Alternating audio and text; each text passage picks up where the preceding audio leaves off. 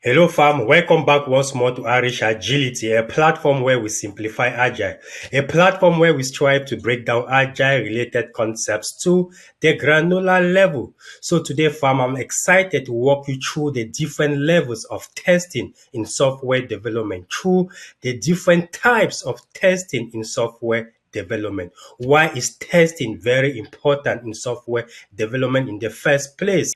As a software development team, as an agile team, as a scrum team, it is very important that throughout the process of development, we are constantly validating our requirements. We are constantly checking on our code. We are constantly validating the different lines of code that the developers are writing to ensure that it meets what? The end user's requirements, to ensure that it meets the acceptance criteria. So that said, why is it important for a Scrum Master to actually understand the different levels of testing in software development? At the end of the day, it's very important that as Scrum Masters, we understand the software development life cycle. And part of the software development life cycle is what testing. Testing is a fundamental part of that cycle. So as a Scrum Master, I encourage you to sharpen your skills in the different aspects of that software development lifecycle so that you become a rounded Scrum Master, so that you become a Scrum Master who can better support your team to deliver seamless quality value. So fam, if you're new to this channel, please join the family by subscribing. Turn your notification bell on so that next time I'm dropping another content, you are automatically notified. So without taking so much time, what are the different levels of testing in software development? Number one, unit test. What is unit test? Unit test is that initial level of testing that occurs when a software developer will test their individual module or the individual unit of code they are writing. You've come together during sprint planning. At the end of the day, every developer is responsible for a slice of what? A slice of a functionality.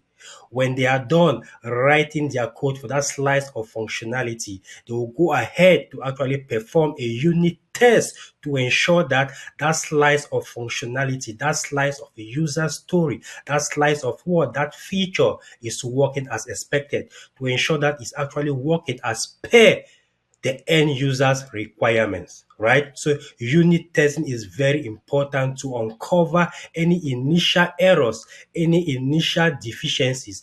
It's very important to uncover early defects, early bugs in the process so that we can address it as a team as we progress further.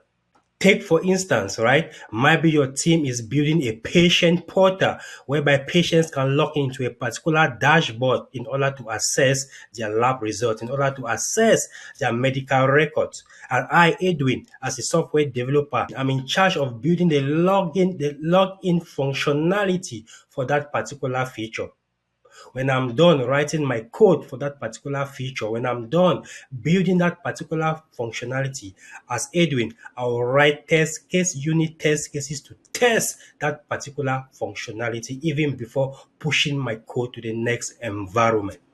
Most of the times when developers fail to perform their unit tests, QA engineers within that team will still go ahead to perform what? Unit tests. That is why during sprint planning, even before you start your sprint, the testers will usually meet with the developers to understand the expectations, to understand the requirements, to discuss on the different requirements so that they are able to come up with what we call test cases, right? Number two, integration testing, or what we popularly call system integration testing, SIT. What is system integration testing? When the individual units of functionality has been written, when the individual units or modules of code are written, we have to merge those individual units of code, those individual modules of code into a single system.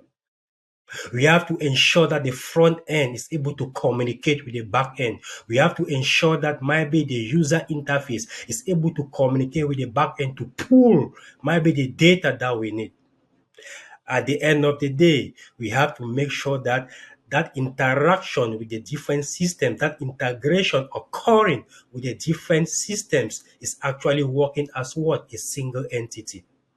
System integration testing is also very important to uncover what? Errors, to uncover defects, to ensure that our system is working what? As a single unit.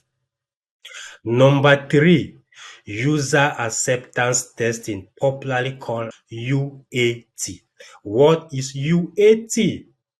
During UAT testing, the end users in a safe environment, the business stakeholders, they will come together to actually test the code that has been pushed to the UAT environment to ensure that that piece or pieces of functionality is actually working as per the end user's expectation.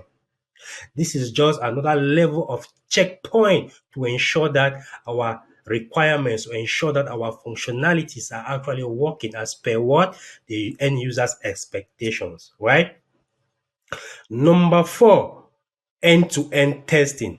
When unit testing has been performed, system integration testing has been performed, user acceptance testing has been performed. The next level of testing is what? End-to-end testing.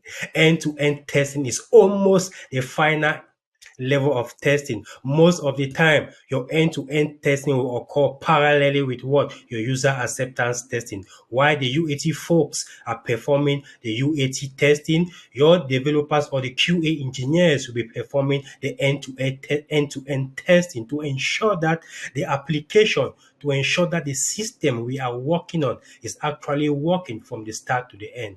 All the the core functionalities will be tested from what? The start to the end, the front end all the way to the back end, to ensure that all the required interaction is actually happening, right? So that's what we call end-to-end testing.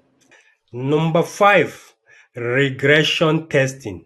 What is regression testing, fam? Most of the time, our code base will be increasing. Our code base will be growing. Anytime a new piece of code is introduced into the existing code base, it is very important for the team to run some form of a regression test to ensure that the new code that has been introduced into the existing code base is not causing problems, to ensure that the new code being introduced is not bringing in foreign entities, it's not bringing in defects or bugs along the way. That is why, as a Scrum team, as a Scrum master, if you find yourself in an environment where your developers are constantly making changes to the code base, you want to make sure that you work with your team to reserve some capacity during your sprint to take care of what? Regression testing.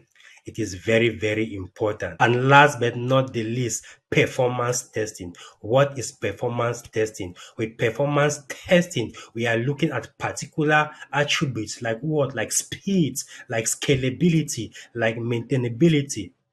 We have an application that had 200 users, but over time it's grown from 200 users to 1,000 users. We have to perform some form of a stress test, a performance test to ensure that as our number of users is growing, it does not affect the speed of the application. That is what we call performance testing.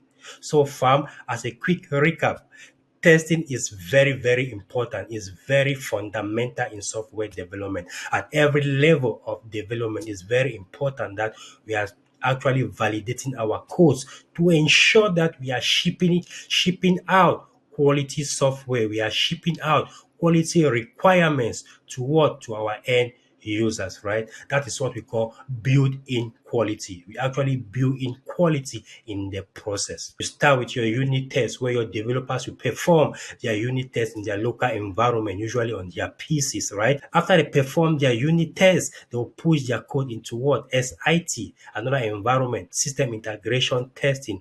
During system integration testing, the different pieces of code are being merged together. In the course of merging together, right, we are testing to ensure that those different pieces of code are able to function as a single entity. Then after that, we have the user acceptance testing, where the end users, where the business stakeholders, the business folks, we actually test to ensure that our code, our functionality actually meets the end user's expectations. Then we also talk about the end-to-end testing, where we are testing the end-to-end flow of the application. We also did mention of regression testing, where at every level where new code has been introduced into the existing code base, we want to make sure that we are performing some form of regression testing to ensure that the new code we are introducing is not causing any problems.